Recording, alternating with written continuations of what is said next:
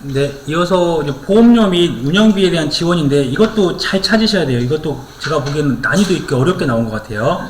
나온 게 지금 구분해야 될 게 이 보험료 및 운영비가 나오면 그것들을 어떻게 할 건지 우선은 재해보험 사업자는 이 운영비를 받기 위해서 재해보험에 대해서 가입이 얼마만큼 되어 있고 운영비를 어떻게 사용할 거냐의 계획서를 써서 농장 또는 회장한테 제출해야 돼요.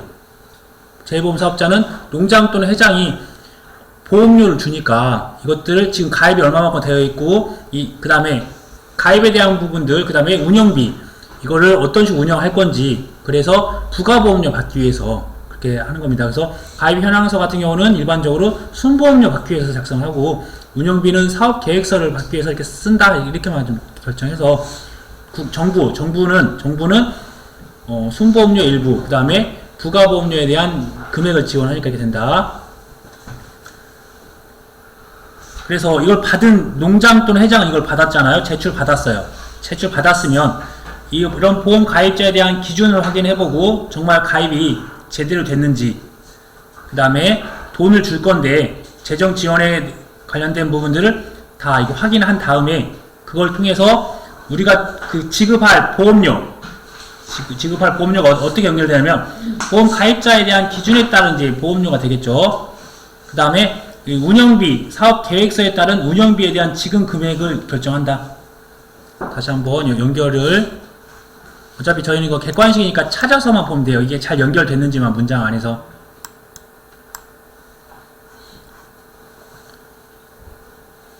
첫 번째, 재해보험 사업자는 재해보험에 대한 가입 현황서를 통해서 농장은 이제 보험료를 줄 거고요. 운영비에 대한 사업 계획서를 통해서 운영비를 이제 지원을 하게 할 거예요. 이런 식으로. 그렇죠? 연결이 이제 이런 식으로 되는 거예요. 처음에 재해보험 사업자가 농장한테 이 관련된 서류를 주고 그 관련된 돈을 받을 거고요. 그 다음에 지자체장은 뭐만 주는 거죠? 이 재해보험에 대한 가입 현황서를 통해서 뭐죠? 보험료에 대한 지원 금액을 줍니다. 보험료. 다시 한번 보면 저희가 보험료라고 하는 건 보험료, 순보험료와 부가보험료가 있다고 했어요. 순보험료는 정부에서 일부 지원하고 지자체, 그 다음에 계약자가 부담을 한다고 했고, 부가보험료는 전부 주는 부분이니까 정부는 일부 보험료에 대한 부분들, 그 다음에 정부는 운영에 대한, 이쪽 운영에 대한 부분이잖아요. 운영에 대한 부분들을 다 받아서 쓰는 거고, 지자체는 이제 보험료에 대한 부분들만 관여하니까 보험료에 대한 지원 금액으로 이렇게 연결된다. 근데 그 아래에 있는 사항들까지만 좀 더 기억하시면 더 좋을 것 같긴 하는데, 이것까지 좀 어려울 수 있으니까 우선 한번 하나 보면, 그래서 이 재해보험 사업자에 대해서는 농장과 회장은 위에서 있었던 것들을 받아가지고 어떤 가입 기준이나 재해보험 사업에 대한 어떤 재정 지원 같은 사항도 확인을 한다고 하는데, 확인한 사항까지는 아니더라도 최소한 이게 어떤 식으로 연결되는지 정도만 좀 기억해 주세요. 우선은 이것도 기출문제도 나왔어요. 7회 때 나왔어요. 7회 때도 이게 좀 재해보험 사업자 자리에 농장이나 회장이 들어가거나, 아니면 회장이나 농장 자리에 재해보험 사업자가 들어가거나, 지방자치단체장이 들어가거나, 이런 식으로 해서 서로 위치를 바꾸거나, 아니면 그 안에 어떤 것을 결정을 해야 되는 거, 결정하는 사항들이 서로 바뀔 수가 있어요.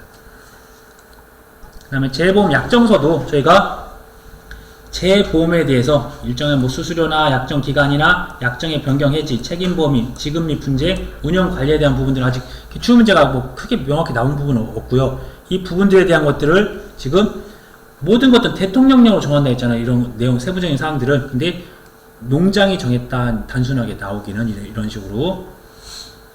그 다음에 역시나 농장과 회장은 어떤 협의에서 이런 수입과 지출을 명확하게 위해서 계정을 분리해야 된다고 했어요. 그때 분리해야 되는데 그거를 한국은행 기금 계정에 설치해야 된다라고, 한국은행이 2번이나 나왔어요. 한국은행이. 자, 다음 기금에 대한 운영 관리, 이런 부분들도 이런 세부적인 사항들은 중요한 부분들이니까 기본적으로 이러한 기금에 대한 운영 관리 같은 경우는 농금원에다가 위탁할 수 있다고 했잖아요. 그래서 첫 번째, 기금 관련돼서 이런 기금에 대한 관리 운영에 문제가 나오면 어떤 농업정책보험금융원이 기금의 관리나 운영에 관련된 각 사무에 대해서 옳지 않은 것은, 모르는 것을 이렇게 물어볼 수가 있어요. 그러면 어차피 제목 자체에 기금에 대해서 관리 운영이라는 말이 들어갈 거니까 그 부분들이 있으면 우선 맞다. 그래서 기금에 대한 관리 운영에 대한 업무가 있을 거고, 그 다음에 여유자금에 대한 운영에 대한 것들, 그 다음에 이 재보험에 대한 것들에 대해서 어떤 보험료, 그 다음에 보험금 관련된 내용이 나오겠네요. 재보험료를 납입받는 거, 재보험금을 지급하는 거, 그냥 이런 식으로 해서 우선은 기억을 해주세요. 그 다음에 기금에 대한 결산, 이제 기획재정부 장관이 이제 처음 나온 기획재정부 장관. 기금 수탁 관리자, 기금 수탁 관리자는 기금 결산 보고서를 작성해서 회계연도 2월 15일까지 됐다는 부분이 있었고요. 그 다음에 농장 회장과 어떤 그런 결산 보고서를 통해서 어떤 그러니까 기금 수탁을 돈을 받았던 관리자가 그것들 보고서를 12월 15일까지 농장이나 회장한테 제출하면 농장이나 회장은 그 보고서를 제출받았어요. 2월 15일 전후에 받았겠죠. 받아서 그걸 검토한 후에 심의회를 거쳐서 약 보름 2월 말일까지 누구한테 주냐면 기획재정부 장관에게 제출한다. 이제 이것도 대상자가 바꿔요. 처음 시장은 기금을 저희가 관리하는데 기금을 맡겼던 관리자한테 맡겼으니까 이 사람이 어떤 보고서를 작성해야죠. 기금에 대한 보고서를 작성해서 주면 언제? 2월 15일까지 보고서를 누구한테 준다? 농장 회장한테 주면 회장이 이제 검토를 하겠죠. 검토를 해서 그래도 이건 정부에서 전체 집행한 정책보험이다 보니까 이때는 이 기금에 대해서 기획재정부 장관한테 언제까지? 2월 말일까지 제출해야 된다. 그래서 이 결산에 대한 뭐 개요, 저희가 처음에 시작할 때는 이게 지금 결산 보고서잖아요. 결산 보고서니까 처음에 이게 목차가 어떻게 됩니다라고 개요가 있을 거고, 그 다음에 수입과 지출에 대한 어떤 결산 내용, 재무제표에서 이게 손익이 얼마만큼, 수익이 얼마만큼 그런 것들을 나올 거고, 그런 거 성과 보고서나 그런 내용이 있다. 네, 그런 정도로만 쭉쭉 그냥 눈으로 읽어주세요. 당연한 거는 결산과 관련된 어떤 시작과 수입 지출과 이런 부분이 있다. 그 다음에 이런 여유자금이 있으면, 아까 여유자금이 있으면 그것들을 운영한다고 했는데 구체적으로 어떤 식으로 운행할 거냐? 두 가지가 있습니다. 첫 번째로는 은행에다가 예치를 하는 방법이 있고, 두 번째는 국채, 공채 또는 그 밖의 증권. 원래 채권을 안정적이니까 채권을 매수해야 되지만 또 증권도 매입이 가능한가 봐요. 그 다음에 통계 수집 관리 등에 대한 업무는 뭐 다 각각에 해당되는 기관들, 뭐 비영리법인, 공익법인, 그 다음에 농업정책보험, 보험금융원도 있다. 그런 부분이 있다라고 보시고, 지자체 장에는 어떤 통계 수집에 대한 어떠한 위탁할 수 있는 대상은 아니다. 지방자치단체의 장은 그냥 그런 정도만 구분하시면 될 것 같으세요. 시범사업도 내용 한번 쭉 보시다가 보험가입 촉진 계획에 대한 제출이 있는데, 보험가입 촉진 제도는 누가 하는 거죠? 재보험 사업자가 매년 해야 돼. 매년 해야 되는데, 해당 연월 1월 31일까지 농장 또는 회장한테 제출해야 된다. 앞부분에 그 보험가입 촉진 계획이 있었어요. 그거를 이제 매년 해야 되는데 1월 31일까지 농장 또는 회장한테 해야 된다. 관련된 내용들도 한번 보시고요. 그 다음에 맨 마지막에 재검토가 있네요. 재검토. 농장 또는 회장은 손해평가인의 자격 요건에 대하여 2018년 1월 1일까지 3년마다 타당성을 검토하여 개선 등의 조치를 해야 된다. 여기 보니까 손해평가인의 자격요건이네. 자격요건은 지금 현재 올해까지만 지금 저희가 자격요건을 한번 보시고, 이거 끝나면 바로 자격요건을 보도록 하겠습니다. 이 손해평가인에 대한 자격요건을 재검토한다. 어떤 사업에 대한 시행이 아니라 손해평가인에 대한 자격요건을 매 3년마다 검토할 건데, 시작은 언제 했냐면 2020년도에 했어요. 2018년 1월 1일 기준으로 나네요. 2018년도, 19년도, 20년도, 21년도, 22년도. 이건 좀 뭐가 좀 안 맞네요. 제가 어디서 잘못 봤던 것 같아요. 어디서 봤는데, 이게 2022년도에 올해까지 끝나고 내년에 바뀐다는 얘기가 있어서 한번 보도록 하겠습니다. 이제, 그러면 저희가 별표부터 볼게요. 별표에서 보시면, 별표의 중요한 부분을 보시고, 먼저, 그 다음에 넘어가도록 할게요. 우선 다다음 페이지에, 4페이지에 보면, 재보험에서 보상한 재해 범위가 있어요. 아까 그걸 이제,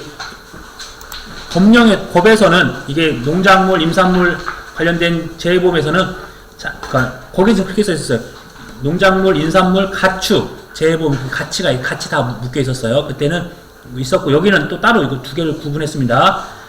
농작물, 임산물은 자연재해 조수의 화재에다가 농장이 정하여 고시하는 병충해라고 이렇게 명칭이 되어 있어요. 네. 별표의 4페이지는 별표 4페이지.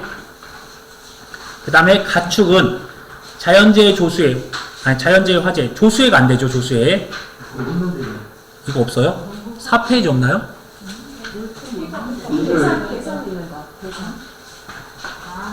별표, 그 계산 산식 있는 거.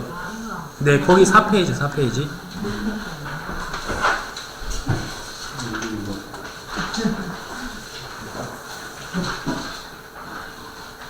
자, 다 되셨나요? 그러니까 지금 아까 전에 그 법령에는 농작물, 가축, 임산물 다 포함해서 되어 있었어요. 포함되어 있었는데 이거는 이제 그걸 구체적으로 구분했습니다. 그래서 농작물과 임산물은 자연재해 조수의 화재, 저희 종합위험이라고 하는 부분이랑 그 다음에 병충해 부분이 들어가 있다. 그 다음에 가축에 대한 부분 아까 말씀드렸다시피 자연재해랑 화재에다가 그 다음에 질병이 들어있어요. 질병. 양식수산물은 자연재해 화재에다가 해장이 고시하여 하는 수산질병이라는 거. 그래서 이게 법령에 나와 있는 문장대로 되어 있으면 질병으로 쓰셔야 되고, 이런 식으로 어떤 칸을 넣거나 이렇게 됐을 때는 수산질병으로 이렇게 해주셔야 돼요. 그 다음에 이 조사 방법에 대한 부분은 매년 출제가 되는데 우선 패스하고요. 쭉 보시면 여기에 나왔네요. 손해평가에 대한 자격 요건이 이게 매년 출제가 한 문제씩 돼요. 한 문제씩 돼서 여기서 보면 농작물 재해보험, 임산물 재해보험, 가축 재해보험, 양식수산물 재해보험으로 이렇게 구분이 되어 있는데, 이제 제가 이제 이거를 한 페이지로 정리를 했어요. 원래 기존에는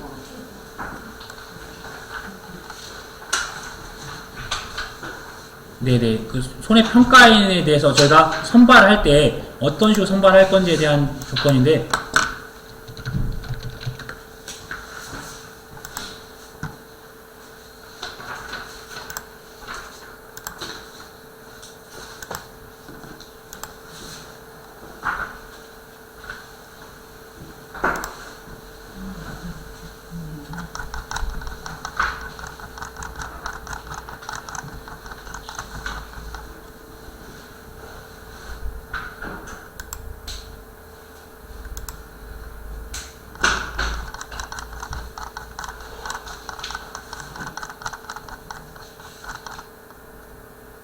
이렇게 손해평가인 안에 농업재해보험 시행령 안에 이렇게 어떤 재해보험에서 보상하는 재해보험이 손해평가인의 자격요건, 뭐 시험 과목, 뭐 자격취소, 업무정지, 과태료 부과 이런 것들이 별표로 있어요. 여기서 손해평가인에 대한 자격요건을 보시면 여기서 보면 1페이지, 2페이지, 3페이지, 4페이지, 약간 4페이지 돼 있는 거를 저희가 보면 이게 하나 묶어놨어요. 보시는 요령은 원래 농작물 재해보험이 다 1번부터 9번까지, 10번까지 있고요. 임산물 재해보험도 1번부터 9번까지, 가축 재해보험도 1번부터 10번까지, 양식수산물 재해보험도 1번부터 11번에 해당되는 사람들이 해당사항이 있어요. 어떤 해당사항? 손해평가에 대한 자격이 돼요. 이제 그 중에서 선발해서 이제 유촉을 이제 시키는 거죠. 그 내용을 제가 정리해 놓은 것들은 어떤 식으로 정리를 했냐면, 먼저 1번부터 10번까지는 공통사항이라고 보시면 공통된 사항. 그래서 첫 번째 보면 해당되는 재해보험에 대한 대상 목적물이 있어요. 임산물이나 가축이나 양식수산물이나 농작물이나 그것들을 5년 이상 경작하는 경력이 있는 농업인이면 돼요. 바꾸면, 그러니까 이제 해당되는 문구가 이 안에 농작물이 아니라 임산물 될 수도 있고, 가축이 될 수도 있고, 양식수산물 될 수 있습니다. 나머지 내용 똑같아서 같이 묶어놨어요. 두 번째로는 교원으로서 고등학교, 저희가 아주 구분할 때 우선 경작한 사람, 경력이 있는 사람은 5년, 그 다음이 5년이거든요. 5년이 두 가지 파트가 있어요. 5년이 두 가지 파트. 그래서 손해평가인의 자격을 9페이지요. 9페이지요. 그래서 두 번째로 묶은 거는 그 순서를 바꿔서 5년이에요. 처음에 5년. 그 다음에 또 5년이네요. 먼저 고등학교예요. 고등학교에서 관련 과목, 농작물이나 임산물이나 가축 사회가 표현되어 있어요. 수산물은 안 나와 있습니다. 총 4가지 단계가 있는데, 이 안에 농작물이 표현되어 있거나 임산물이 표현되어 있거나 가축 사육이라고 되어 있어요. 그 재배 분야를 관련 과목을 5년 이상 교육한 경력이 있는 사람이 된다. 그래서 고등학교 5년 이상 교육하면 되는데 양식수산물이라는 표현 대신 수산물 양식 분야 또는 수산생명의학이라고 표현되어 있어요. 수산물에는 그냥 이 안에 농작물 대신 수산물 양식 분야 또는 수산생명의학 재배 분야 의학 분야 관련 과목을 5년 이상 교육한 경력이 있다 라고 되어 있고요. 그 다음에 5년인데 그 다음에 5년이 뭐였냐면 어떤 연구기관이나 연구소에서 5년 이상 근무해야 되는데 그 전에 관련된 학과를 해야 되니까 관련 학과를 전공하고 해당되는 연구기관, 연구소에서 5년 이상 근무한 학사학위 이상이 된다 이렇게 되어 있어요. 근데 여기는 농업, 임업, 축산이 들어가 있어요. 그러면 양식수산물은 이게 표현이 어떻게 되어 있냐면 이 전공이 관련학이 아니라 수산물 양식 또는 수산생명의학 관련학을 전공해야 되고 5년 이상 근무를 해야 되는데 여기는 학사학인데 여기는 박사학이에요. 박사학. 수산물은 좀 까다롭다. 이렇게 구분하시면 되세요. 우선은 제가 보는 방법만 알려드리는 거니까 암기는 나중에 하세요. 그 다음에 이제 3년짜리가 나오면 3년짜리 5년짜리 끝났어요. 5년짜리가 3개. 다시 한번 5년짜리는 경작. 그 다음에 고등학교에서 교육 5년 이상. 그 다음에 그 관련된 전공자로서 연구소에서 5년 이상, 학사학 이상, 수산물은 박사학 이상. 그 다음에 3개 있네요. 3개. 공무원. 우선 공무원이 있어요. 3년이요. 3년 이상 해당되는 분야를 담당한 경력이 있는 사람. 공무원으로서. 두 번째. 이번에 고등학교가 아니라 조교수 이상이에요. 조교수 이상으로서 관련 학을 3년 이상 교육한 사람. 고등학교 선생님은 5년, 대학교 교수는 이제 3년이에요. 줄어들었어요. 그 다음에 보험회사나 임직원 관련돼서 보험을 판매할 수 있는 사람, 즉 이러한 보험을 관련돼서 공제, 저희가 어떤 수산업이나 축산 그쪽은 공제라고 표현하잖아요. 보험이라고 안 하고. 그래서 보험이나 공제 관련 업무를 3년 이상 했던 사람들. 어차피 보험업에 했으니까 이것도 3년이 되는 거예요. 또는 손해평가 업무를 2년 이상 담당한 경력이 있는 사람. 그때 이게 조건이 보험회사 임직원이나 중앙회와 어떤 그 임직원에 관련된 사람이면서 그런 사람이면서 보험 관련된 업무를 3년 이상 하였거나 아니면 손해평가 업무를 2년 하였으면 됩니다. 2년까지. 그러면 2년 해당되는 거는 어떤 보험회사 직원이면서 손해평가 업무까지 2년 이상 한 사람이 2년이 되겠죠. 그 다음에는 이제 연도와 상관없이 전문대학 이상 또는 그러니까 보험 관련된 것들을 어떤 학점을 인정받는 사람들, 저희가 보험 상품 판매하니까 또는 보험 관련 과목 학점이 45학점이면서 해당 학과를 80학점 이상으로 해서 그런 학력을 인정받는 사람도 된다고 하네. 바로 그 다음에 보험 관련 학과를 졸업한 사람도 손해평가인에 대한 자격 조건에 들어가요. 그냥 그 다음에 기사 이상의 자격을 소지한 사람. 그러면 이제 저희가 농작물 관련된 부분은 따로 보면 되네요. 그래서 관련된 기사 이상의 자격을 소지한 사람인데 양식수산물은 기사가 안 돼요. 나머지는 가축이나 임산물이나 농작물은 다 기사 이상도 가능해요. 근데 양식수산물은 기사가 없었어요. 네. 하나. 그 다음에 또 별도의 자격증을 가진 사람한테 됐었어요. 그래서 농작물 쪽에서는 농산물 품질관리사는 됐었어요. 근데 임산물 품질관리사는 없어요. 그 다음에 가축에서는 수의사가 돼요. 수의사. 그 다음에 양식수산물. 그러니까 원래 농작물, 임산물, 가축이잖아요. 근데 그러면 임산물은 없다는 임산물은 여기쪽에 관련된 어떤 자격증이. 그 다음에 그러니까 임산물은 기사 자격증만 해당되는 거예요. 그 다음에 양식수산물은 수산질병관리사라는 게 있고 그 다음에 수산물 품질관리사라는 게 있고 그 다음에 수산양식기술사라는 게 있다는 거예요. 그래서 구분하는 거 아시겠죠? 대략. 그래서 이제 이런 식으로 해서 4페이지 되는 것들을 좀 이렇게 한 페이지 축소했으니까 비교하시면서 먼저 5년짜리 무조건 한 문제 나와요. 5년짜리 하나, 그 다음에 3년짜리 5년짜리 3개, 3년짜리 3개.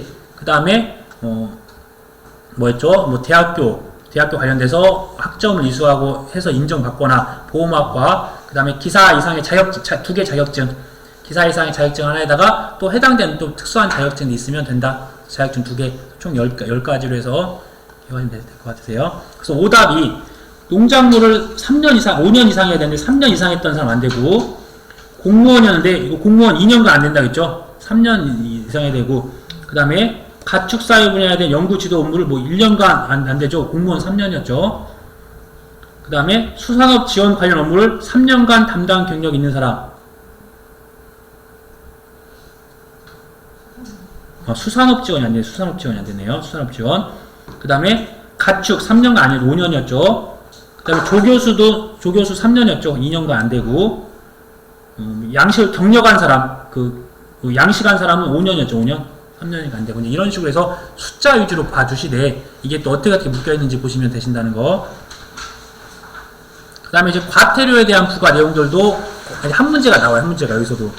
근데 내용이 많으니까 이것들도 한번 보시되, 저희가 이제 핵심이 되는 것들 좀 구분되는 거. 아까 전에 저희가 뭐였죠? 과태료 같은 경우 1000만원. 1000만원 아까 암기하기 1000만원. 1000만원 뭐였죠? 재보험 사업자가 보험법 위반하여 보험 안내를 했어요. 회사가 잘못하면 1000만원. 이게 됐고, 나머지는 500만원이었는데 300만원짜리가 들어가 있더라고요. 아까 500만원 이하가 다 300만원 들어가 있었는데, 저희는 여기서 기억할 거는, 뭐 500만원이 됐든지, 200만원이 됐든지 기억하시면 될 것 같아서 해야 돼요.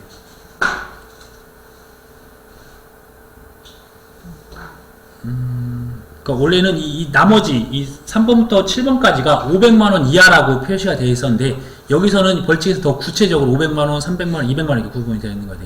그래서 처음 이제 1000만원 이하는 이렇게 기억을 하셔야 되고, 나머지 부분들 기억하시다. 그러면 500만원을 기억하고 500만원. 500만원 같은 거 보면, 이렇게 첫 번째, 재보험 사업자가 아닌 자, 그 회사가 아닌 사람이 위반해서 보험 안내했어요. 좀 약간 이제 어떤 실적을 위해서 이렇게 하셨던 분들은 500만원 이하.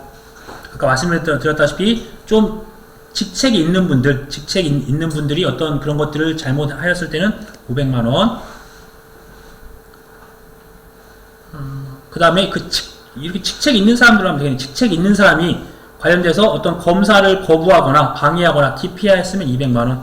그리고 나머지가 300만원이네요. 그러면. 그래서 첫 번째, 어떤 보험 사업자가 어떤 위반해가지고 모집을 했어요. 안내해서. 그러면 1000만원. 그 사업자가 아닌 사람이 위반해서 보험을 안내해서 모집을 했어요. 그럼 500만원. 거기다가 어떠한, 직급이 있는 분들이 또한 뭐 책임진부금이나 비상위험준비금을 계상하지 않았거나 기록하지 않아서 그렇게 되면 500만원. 근데 그런 관련된 것들을 검사를 거부하거나 방해하거나 기피하게 되면 200만원. 나머지는 300만원. 한번 이거는 편하게 한번 좀 봐주세요. 네. 그 다음에 이것도 기출문제가 나왔는데, 이거는 조금 약간, 암기를 우선은 2부만, 7번, 6번, 2번을 이제 암기하시면 되세요. 이 세 가지만. 나머지는 다 위촉 해지예요. 근데 구분하실 때, 한번 읽어보는 봐야겠네요. 먼저, 위반 행위에 대한 일반적인 기준을 설립할 거예요. 어떤 기준이냐면, 2개 이상에 대한 위반을 했어요. 그러니까 손해평가 요령도 위반했고, 그 다음에 중대한 과실도 있었다. 아니, 요령이 아니네요. 중대한 과실도 있었고, 그 다음에 손해평가반 구성을 거부하는 경우가 발생했다. 그러니까 이런 식으로 중복적으로 저희가 위반을 할 수도 있잖아요. 그렇게 중복적으로 둘 이상에 대한 위반을 했었을 때는 그 처분 기준이 만약에 달랐다. 하나는 영업정지고, 하나는 뭐 경고였다 라고 이렇게 다를 수가 있잖아요. 그럼 그때는 그중 무거운 거, 영업정지가 더 무거우니까 무거운 거 같다 한다. 근데 다만 처분 기준이 영업정지가 둘 다 영업정지였어요. 하나는 영업정지 3개월, 하나는 영업정지 뭐 6개월이었다. 그때는 무거운 처분 기준의 2분의 1을 가중할 수 있다. 똑같은 영업정지면 영업정지 만약에 하나는 영업정지 1개월, 하나는 영업정지 2개월이었다. 그러면 더 큰 거 2개월에다가 2개월의 절반, 1개월을 가중하면 총 3개월이 되는 거예요. 이런 식으로. 그래서 무거운 처분 기준의 2분의 1까지를 가중해서 더 얹을 수 있어요. 똑같은 영업정지였으면. 대신 영업정지 기준이 6개월 초과할 수 없다. 그러면 이제 영업정지가 한 번은 4개월, 한 번은 뭐 3개월이었다. 라고 하면, 뭐 4개월, 하나도 4개월, 또 하나도 4개월이었다. 하면 또 안 되겠네요. 아무튼 이제 이걸 이제 최대한은 영업정지는 6개월까지만 된다. 지금 저희가 보고 있는 거는 손해평가인이에요. 손해평가사는 영업정지가 1년까지라고 하시면 1년까지라고. 근데 손해평가인은 6개월까지 영업정지. 그 다음에는 위촉 해지가 되는 거예요. 근데 그리고 위반 횟수가 위반 횟수에 많으면 또 이것도 따로 더 가중을 하거나 경감을 시키겠다. 그래서 제재조치의 기준은 최근 1년간 위반 행위로 제재조치를 받은 경우에 적용할 거고, 적용 기준은 최초로 제재 조치를 한 날과 다시 같은 위반 행위로 적발한다. 그러니까 이거는 같은 잘못을 또 저지른 거네요. 그래서 최초의 제재를 조치한 날과 다시 위반 행위를 적발한 날을 기준으로 할 거고, 그 위반 행위에 대해서 고의성이 없고 특별한 사유가 인정되는 경우에는 업무 정지에 대해서 2분의 1까지 경감할 수 있다. 고의성이 없고 특별한 사유가 인정되면 한 절반 정도 경감할 수 있다. 그리고 그래서 이렇게 고의성이 없거나 특별한 경우가 없이 만약에 위촉 해지가 됐다. 그럼 그거를 업무 정지 6개월로 한다. 그다음에 경고였다. 그러면 주의 처분을 경감할 수 있다. 그러면 이제 저희가 주의가 가장 낮고, 그다음에 경고, 그다음에 영업정지가 1개월부터 6개월, 거기다가 위촉 취소, 이제 이런 단계가 되는 거예요.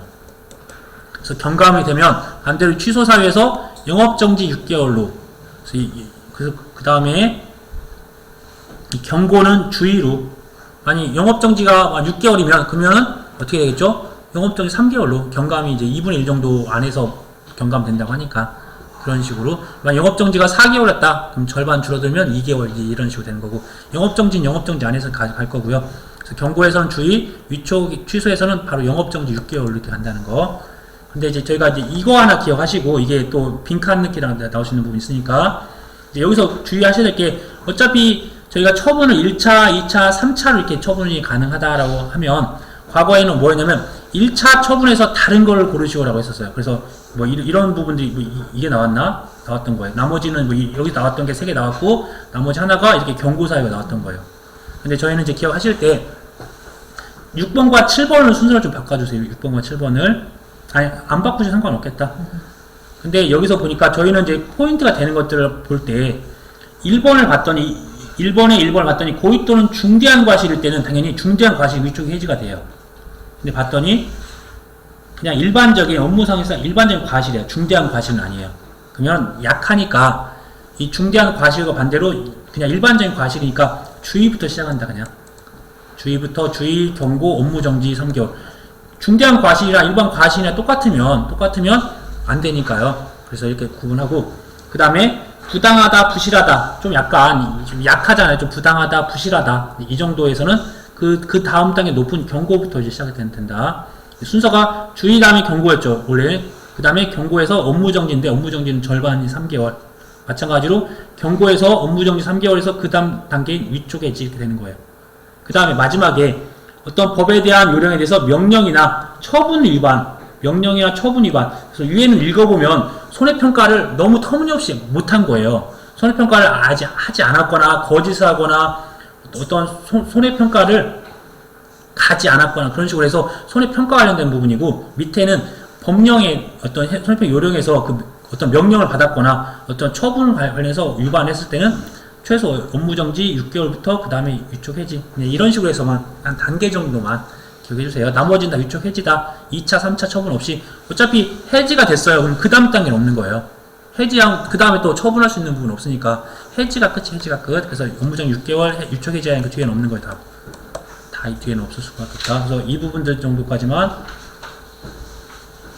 그 다음에 주의해야 될 게 밑에 이제 3번에 관련된 법령을 위반할 때는 위촉 해지인데, 어떤 법이나 요령에 대한 명령이나 처분, 그러니까 법령 자체를 위반한 게 아니라 그거에 의해서 어떤 명령이 있었고, 그거에 어떤 법에 의해서 어떤 처분을 받았는데, 그걸 위반하면 업무정지 6개월인데, 딱 그 법령 자체를 위반하면 위촉 해지가 됩니다. 그것만 좀 구분해 주세요. 그러면 이제 관련된 부분들을 그러니까 지금 이제 이쪽 별표에서 안 본 부분이 어떤 부분이냐면, 지금 이제 보험금 산정하는 부분들 매년 나오는 건 한 문제 내지 두 문제 나와요. 여기서 한 문제 정도. 이 부분들 좀 더 할 거고요. 그리고 근데 이제 이 부분들은 저희가 간략하게 설명을 드리고 약간 구성을 달리 할 거예요. 그래서 1회부터 7회까지 기출 문제를 볼 겁니다. 기출문제를 한 번쯤 풀어드리면서 이거 공식만 봐서 이해 안 되니까 그런 식으로 나올 거고 나중에 보시는 것도 어떻게 보시는지 말씀드릴 거예요. 그리고 나서 이러한 어떠한 조사 뭐 어떤 보험에 대한 기간, 보상하는 제, 조사한 내용, 조사 시기, 조사 방법에 대한 것들도 이게 2차 2과목 내용이 있는데 또 매년 한두 문제 나와요. 한 문제 정도에서 두 문제 정도. 그래서 이 부분도 기출문제랑 이것도 같이 연결시키면서 간단히 보면서 설명드리는 걸로 할 거예요. 그럼 이제 이번 시간에는 이제 또 아까 칼라로 준 거 있어. 농업 재해보험에 대한 손해평가 요령이 있습니다. 이거 부분까지 하고 교전 마무리할 겁니다. 네. 손해평가 요령 보셨나요? 이게 보면 손해평가 요령 아까 누가 주최한다 했죠? 농장이한테 농장. 농장이 농업재해보험. 농업재해보험에는 저희가 들어가 있는 게 농작물 재해보험과 가축재해보험이 들어간다고 해서 말씀드렸어요. 그래서 용어 손해평가라고 하는 부분들은 손해평가인, 손해평가사, 손해사정사가 그 피해 사실의 확인을 하는 평가는 일련의 과정이다. 손해평가인은 재해보험 사업자가 위촉했습니다. 손해평가 업무를 담당하는 자를 말한다. 손해평가사란 자격시험에 합격한 자. 손해평가사는 자격시험에 합격한 자. 평가보조인. 평가보조인이라고 하는 건 손해평가 업무를 보조하는 자다. 이렇게 되어 있네요. 손해평가 보조인은 손해평가반 구성에서는 배제가 됩니다. 이거 기본 사항이 아니에요. 농업재해보험법령이란 농작물, 임산물, 가축재해보험이고 오답으로 양식수산물이 들어가면 안 돼요. 이게 농업이니까 어업이 들어가면 안 된다는 거예요. 주의해서 쭉 보시면 될 것 같고 그 다음 손해평가에 대한 업무 아까 보셨던 내용이 똑같아요. 피해 사실을 확인하고 보험 가액 및 손해액을 산정할 거고 그 밖에 손해평가에 관련된 일들을 한다. 이제 나왔고요. 그 다음에 손해평가인은 임무를 수행하기 전에 손해평가인증을 제시해야 된다.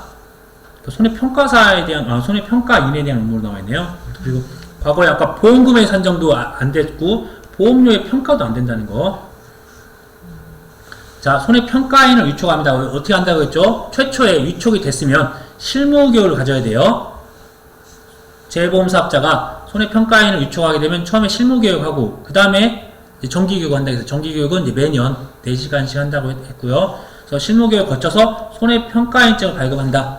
손해평가사는 어떻게 하나요? 그냥 합격하면 자격증 나와야 돼. 자격증 신청을 나오고 아니면 이제 실무교육 받을 때쯤 자격증 신청을 하면 그때 신청하셔도 되고요. 근데 저희는 이제 합격을 하면 자격증은 나오는데 현장에 나가서 일을 하려면 실무교육을 이수해야 돼요. 그러니까 결국은 실무교육 이수할 때쯤 신청하면 됩니다. 그 다음에 재해보험 사업자는 피해 발생 시 원활한 손해평가가 이루어지도록 농업재해보험이 실시되는 시군 자치별로 보험 가입자의 수준을 고려하여 적정 규모의 손해평가인을 위촉해야 된다. 그러니까 지금 이제 이렇게 내용을 보시되 실질적으로 좀 현재는 단위 농협이나 품목농협에서 가입하는 보험 상품이 있을 거잖아요. 그래서 가입자 대비해서 손해평가인을 몇 명 정도까지 위촉할 수 있게. 왜 그러면 이렇게 어떠한 피해가 발생했을 때 현장에 나가서 조사할 수 있는 인력을 확보해야 되잖아요. 그런 식으로 지금 확보를 하고 있습니다. 맞네요. 가입자 수에 대한 내용, 가입자 수를 고려해서 이렇게 합니다. 근데 이제 이런 부분들을 저희가 이제 농구몬이나 아니면 농림축산식품부에서 손해평가사 이렇게 많이 배출되고 있으니까 저희한테 더 기회를 많이 달라고 이렇게 노력을 하고 있고요. 점점 더 지역도, 가축 같은 경우도 전 지역이 아니었는데, 소도 아니었는데, 올해도 저희 같은 경우는 뭐 세개 지역이 더 늘어나고, 품목도 더 늘어나고, 지역도 늘어나고, 그렇게 하고 있어야 돼요. 근데 이제 이런 부분들을 아까 말씀드렸다시피 손해평가에 대한 위촉이나 어떤 자격 조건들은 다시 또 3년마다 재검토한다고 하니까 그렇게 하면서 과거에는 2만 명 뭐 그렇게 넘는 걸로 알고 있었는데 지금은 10,000명은 아직 안 되는 것 같아요. 10,000명 전후로 알고 있어야 돼요. 그 다음에 재해보험 사업자 및 손해평가 업무를 위탁받은 자는 손해평가 업무를 원활히 수행하기 위해 손해평가 보조인을 운영할 수 있다. 그래서 재해보험 사업자는 NH 손보가 될 거고요. 손해평가 업무를 위탁받은 자는 뭐 협회나 뭐 법인이 있을 수가 있고요. 내용들 한번 보시면 될 것 같고, 손해평가에 대한 이제 실무교육 아까 말씀드렸던 또 똑같이 나왔네요. 최초에 위촉이 되면 실무교육을 받아요. 손해평가인 어떤 보험에 대한 기초지식, 보험 상품 및 약관, 손해평가에 대한 방법 및 절차 그런 것들을 실무교육을 실시한다. 그 다음에 손해평가인에 대해서는 재해보험사업자는 소정의 교육비를 지급할 수 있다라고 되어 있네요. 다 손해평가인에 대한 부분들, 이제 그 다음에 이제 위촉되고, 이제 다음 해가 되면 정기교육을 실시해야 돼요. 근데 정기교육 아까 몇 시간이라고 했죠? 4시간. 4시간 이상을 이제 받아야 됩니다. 이때, 좀 이렇게 어렵게 나오면, 과거에는 이렇게 그 농업재해보험 관련된 기초지식, 또는 보험에 대한 종류와 약관, 손해평가에 대한 절차 및 방법, 그 다음에 피유형별 현지조사표 작성 실습, 여기서 나왔다고 하면, 이제 요즘에는 이 안에 있는 내용들까지 조금씩 남아야 돼. 그래서 이제 어차피 이 내용들이 교육 안에 들어가지 않는 내용은 이렇게 할 수 있습니다. 근데 하나씩 보면 크게 특별한 거 없습니다. 기초 지식, 농작물 재해보험에 대한 기초 지식을 보면, 저희가 2차 1과목을 보면, 2차 1과목에 어떤 농업 재해보험 법에 보면, 어떤 그 법에 대한 재정 및 배경 구조, 또 조문에 대한 주요 내용, 그 다음에 재해보험 사업에 대한 현황들이 다 있어요, 지금. 나중에 목차만 보셔도 이 내용이 있다는 걸 아실 수 있어요. 2차 1과목에 관련돼서 이런 것들, 목차, 2차 1과목 볼 때 목차 보시면서 연결성 있게 보면 재정을 어떤 식으로 배경을 하게 됐고, 지금 조문에 어떤 내용들이 있고, 그 다음에 지금 현재 사업이 어떻게 되고 있다, 가축은 어떻게 되고 있고, 농장은 어떻게 되고 있다, 그런 것들 다 나와 있습니다.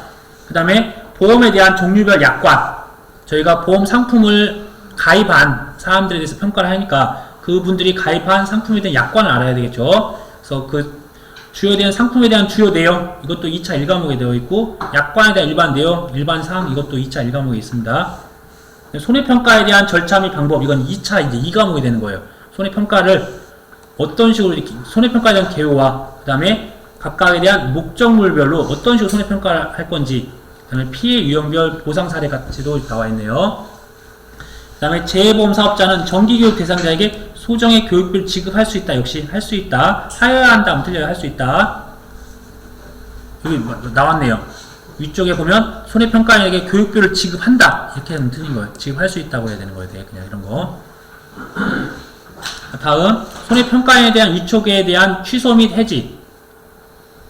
그러면 무엇을 잘못하면 위촉이 취소되거나 위촉이 해지되는 게 있네요. 한번 위촉에 대한 취소, 첫 번째 보니까 피성년 후견인 또는 이제 피한정 후견인이네요. 아예 파산을 하거나 아니면 이제 뭐 구분을 못 하시는 분이죠. 어떻게 보면 제가 이제 알츠하이머나 치매 그렇게 되신 분이 이제 피성년 후견인, 그 다음에 아예 파산인 같은 경우 이제 피한정 후견인, 파산 선고를 받은 자로서 복권되지 아니한 자, 벌금 이상의 형을 선고받고 2년이 경과되지 않은 자, 그 다음에 위촉이 취소된 후 2년이 경과되지 않은 자, 이것도 거의 매년 출제가 되네요.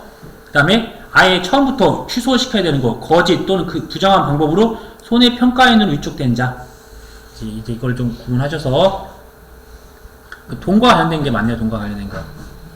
파산 선고받아서 복권되지 않았고, 벌금 이상의 형을 선고받고 2년이 안 됐고, 그 다음에 위촉이 취소된 후 2년이 경과되지 않았고, 그 다음에 저희가 손해평가에는 6개월까지가 업무정지잖아요. 6개월 이내 업무정지를 명하거나 아니면 위촉이 해지되는 거. 그러니까 위촉이 해지되는 거. 했더니, 요령의 규정을 위반하거나 명령이나 처분을 위반하거나 업무 수행에 관련된 정보보호 관련된 법령을 위반했다. 저희가 어떤 개인정보가 요즘에 많이 부과가 되다 보니까 개인정보 관련된 부분들을 악용을 하지 않지만 저희가 어떤 원장이나 그런 거 보면 계약자의 정보들이 다 담아져 있어요. 그런 것들을 폐기하거나 잘 해야 되는데 그런 것들을 안 하면 좀 위험한, 이렇게 될 수가 있다. 재해보험 사업자는 이때 위촉을 취소하거나 업무를 정지하고자 할 때 아까 뭐라고 했죠? 청문을 실시하여야 한다. 실시할 수 있다가 아닙니다. 무조건 이렇게 위촉을 취소하거나 업무 정지, 어떤 이제 페널티를 주기 위해서는 청문을 실시해서 물어봐야 돼요. 왜 그랬는지, 어떤 또 부당한 일이 있었는지 그런 걸 물어봐야 된다. 다만 평가인이 청문을 응하지 아니할 경우 서면으로 위촉을 취소하거나 업무의 정지를 통보할 수는 있네요. 응하지 않았을 경우에는. 그러니까 이제 무조건 실시를 해야 되지만 응하지 않은데 그때까지는 그건 또 기다릴 수는 없다는 거예요. 그래서 재해보험 사업자, 역시 재해보험 사업자는 손해평가인을 해촉하거나 손해평가인에게 업무의 정지를 명한 때는 지체 없이 이유를 기재한 문서로 그 뜻을 손해평가인에 통지해야 한다. 그러니까 여기서 주체가 손해평가사는 농장이 주체가 되는 거예요. 농장이. 그렇죠? 농장이 저희 자기 요청을 주니까 자기 취소를 하고 업무 정지를 시키는 거고, 손해평가인은 재해보험사업자가 위촉을 하는 겁니다. 그래서 재해보험사업자가 주체가 돼서 다 이걸 진행하는 거예요. 자, 쭉 보시면 될 것 같고, 역시나 재해보험사업자가 전부 또는 일부를 시행령에 해당하는 자에게 위탁할 수도 있다. 시행령에 해당하는 자에게 위탁할 수 있다. 손해평가 업무를. 손해평가에 대한 구성이 나왔네요. 제가 이제 이걸 빠뜨린 것 같아요. 이거 있나요? 뒤에 이거 지금 3호에 각각 있어요? 아, 그럼 이제 이것까지 기억을 하셔야 되세요. 손해평가반에 대한 구성에서 재해보험 사업자는 이제 이 1번, 2번, 1, 2, 3, 4번은 6회 때 15점짜리 또 기출문제 나왔어요. 1번, 2번, 3번, 4번을 쓰는 걸로 해서 응용해서 나왔던 부분들 나오니까 지금 1번, 2번, 3번, 4번을 써야 되는데 그 상황까지 이해해가지고 분석해서 써야 됐어야 돼. 근데 이제 그렇게 어렵진 않습니다. 읽어보면 어려울 수도 있네요. 네. 근데 제가 확실하게 말씀드릴게요. 여기서 3개는 무조건 지금 시간 외울 수 있어야 돼. 하나만 더 외우세요. 먼저 보겠습니다면, 역시 재해보험 사업자는 손해평가반을 구성하여 손해평가반별로 평가 일정 계획을 수립하여야 된다. 됐고요. 손해평가반은 어느 하나에 해당한 자를 1인 이상 포함해야 돼요. 그 다음에 최대 5인 이내로 구성한다. 첫 번째 손해평가인, 손해평가사, 그다음 손해사정사가 있는데 아까 말씀드렸다시피 이게 재물도 있고 신체도 있고 하는데 이게 좀 논란이 있으니까 이거는 좀 패스할게요. 손해사정사까지 들어가 있다. 근데 손해평가인은 재해보험사업자가 위촉한 사람이고 전문적인 학식이나 능력이 있으셔서, 손해평가사는 자격시험에 합격한 자일 거고, 손해사정사는 보험업법에서 관리하는 그런 또 자격을 또 따시는 분들이에요. 그런데 이 밑에 해당하는 자는 손해평가반에서 구성을 배제해야 돼요. 만약에 이 사람을 손해평가반에 넣으면 안 좋은 일이 발생해요. 자, 볼게요. 자, 내가 또는 우리 가족이, 내 친족이 가입한 보험계약에 대한 손해평가, 가입한 애 똑같이 치면 되겠네요. 내가 가입한 걸 내가 평가해요. 그럼 괜찮을까요? 우리 가족이 가입한 걸 내가 평가해요. 그럼 당연히 안 되겠죠. 가입한 거 안 된다. 내가 또는 이해관계자가 모집한 보험계약에 대한 손해평가, 내가 모집한 걸 내가 가서 또 평가해요. 이제 남편은 손해평가인으로 농협에서 근무를 하고, 그 다음에 아내는 과수원을 경작을 해요. 그러면 내 과수원, 그걸 모집을 했어요. 아무튼 모집한 걸 또 평가하면 안 되겠죠. 자, 4번부터 볼게요. 내가 실시한 손해평가에 대한 검증조사 및 재조사. 검증조사라고 하는 거는 다시 가서 한번 이렇게 잘 하고 있는지 한번 검증해보는 거고, 재조사는 그게 어떤 계약자가 그게 잘못됐다고 뭘 해서 다시 한번 조사해달라고 조사하는 건데, 내가 한 거를 내가 검증조사하고 내가 해서 다시 한다. 자, 볼게요.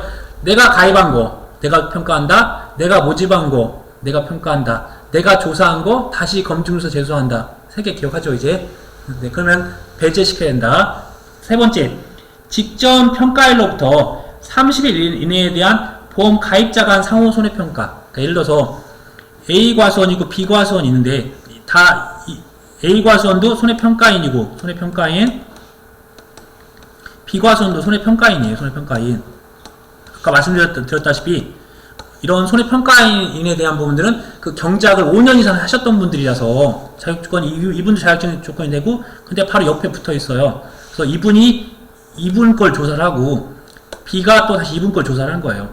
보험 가입자 간. 근데 조건은 30일 이내 보험 가입자 간의 상호 손해평가를 하면 당연히 내가 너 좋게 봐줄게, 너 나 좋게 봐줘, 그렇게 될 수 있으니까 그런 사람은 손해평가에 들어가면 안 된다. 이거 조금만 지나면 암기할 수 있겠죠? 네, 그렇게 어려운 내용은 아닙니다. 근데 여기서 이해관계자라고 하는 거는 자기와 생계를 같이 하는 친족, 내 가족이 될 수도 있고 어느 정도 친족까지 다 포함이 됩니다. 여기서 보니까 손해평가인 5인을 구성한다. 안 됩니다. 아까 기본적으로 1인 이상 돼야 되는 게 손해평가인이나 손해사정사, 손해평가사가 한 명은 들어가야 되고, 그걸 포함해서 5인이에요. 여기 있네요. 자기가 가입을 했어요. 내가 가입을 하였더라도 자기가 모집하지 않은 보험계약이라면 그 해당자는 그 보험계약에 대한 손해평가반의 구성에 참여할 수 있다. 그러니까 내가 가입을 했어요. 근데 그냥 내가 모집은 하지 않고 가입을 했네요. 근데 어쨌든 내가 가입한 거 내가 평가한다는 거네. 그럼 결국은 내가 가입한 걸 내가 평가한다는 거니까 그건 안 된다. 그렇죠? 그 다음에 손해평가반은 손해평가인, 손해평가사, 손해사정사에 해당하는 자를 2인 이상 포함시켜야 한다. 이렇게 되어 있는데, 아까 5인 이상이죠. 아니다. 1인 이상이지. 1인 이상. 1인 이상 있어야 될 거고.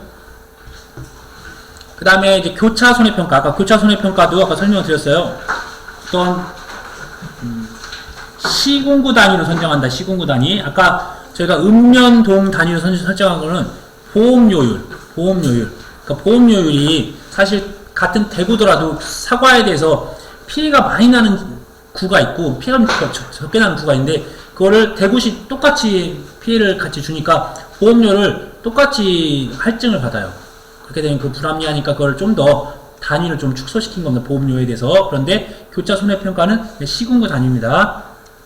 그 다음에 이 교차 손해평가반은 무조건 지역 손해평가인 1인 이상이 포함되어야 된다라고 되어 있네요. 뭐 되어 있고, 그 다음에 뭐 오답으로는 1인 이상인데 2인 이상으로 되어 있다는 거 그런 식으로 나와 있으니까 한번 쭉 읽어보시고, 피해 사실에 대한 것들. 혹시나 그 다음에 피해 사실에도 확인들.